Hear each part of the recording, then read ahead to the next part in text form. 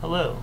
I'd like to read something that I wrote on Facebook in regard to our current political climate and in light of the fact that the Supreme Court will soon be making a decision on gay marriage and whether or not to redefine marriage as acceptable for homosexuals as well as straight couples, legally speaking.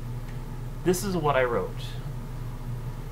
These are my words. I will read it because it's easier for me to read what I wrote down on paper and had a chance to think about rather than trying to say my thoughts on camera live, because I tend to stumble over my words when I do that. So here is what I wrote. I am all for the individuals living their lives as they see fit. If a non-Christian chooses any of the socially liberal way of living life, then so be it. If a Christian chooses to live a life that would be considered socially liberal, so be it. God gave each of us free will to choose our own path and the consequences to go down that path.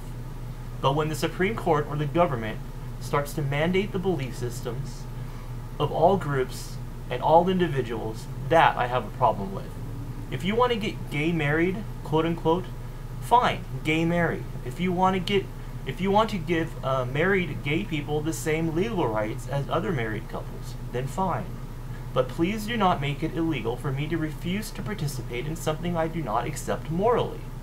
Please do not make it illegal for preachers to speak or to preach their personal conscience. If I am not forced to attend any church or any particular church. If I do not like their beliefs, I stop attending. I do not need Big Brother to swoop in and say, you can't preach against being gay, etc. As much as I despise the words of the Westboro Baptist Church members, I will support to the death their freedom to speak freely. That is what it means to live in a free society. Nobody has a right to not be offended.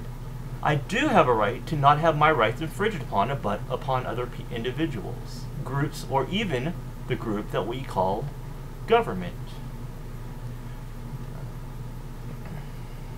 Pardon me. I will say again, in the light of this current topic, why do we believe in the legitimacy of government to rule over us? Who gave government the power to control and rule us? Can I give myself such moral right that I do not have? Can I bequeath to another person a right to do something which I myself do not have a right to do? How then did the government get rights that nobody else can claim? Please don't skim over these questions. These are fundamental. Preach the word in season, out of season. And we are way out of season right now. Preach, teach, and above all, love. But do not force your will upon anyone. As Jesus himself said, if they do not listen to you, then shake the dust off of your feet and keep moving. God gave us all free will. It is probably the most precious gift in the universe aside from life itself.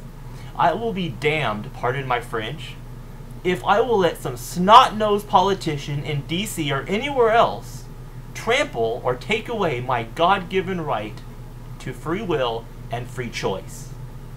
It is time we change our mindset away from trying to enforce our beliefs on everyone and just teach what is right. It is time we stop giving the government the right to rule over us. Lastly, if you do not believe that the government rules over you, if you believe that you still live in a free America to do whatever you want as long as you don't hurt anybody, then do this little experiment for me. Disobey them. Stop paying your income tax and see if you are not punished for your disobedience, fined, even caged. Try speeding in your car, even just 5 miles over the legal limit. Legal according to whom, ask yourself. And see if you are not punished with a fine, and then try not paying that fine and see if you are not further punished in a cage. If we are free, must we ask or beg to be licensed to do things that would otherwise be legal? Ask yourself, why must we ask permission and have the state license our marriage? Is not a marriage a private contract between two individuals and God, if you so believe? Why the government intervention? We need to wake up to the fact that America is no longer a free nation, nor is it a nation under God, as that is how we have responded with our lives. The most insidious form of slavery is where the slave believes himself to be free. If the Supreme Court changes the legal definition of marriage and enforces that in all ways on everyone, you can no longer preach against it or homosexuality or whatever the government deems unacceptable to talk about or labels hate speech. And if, in fact, you can be fined or caged for disobeying such edicts, then how free are you really? Do you think you're free? Try starting a business without permission. Try driving a car without permission. Try getting married without permission.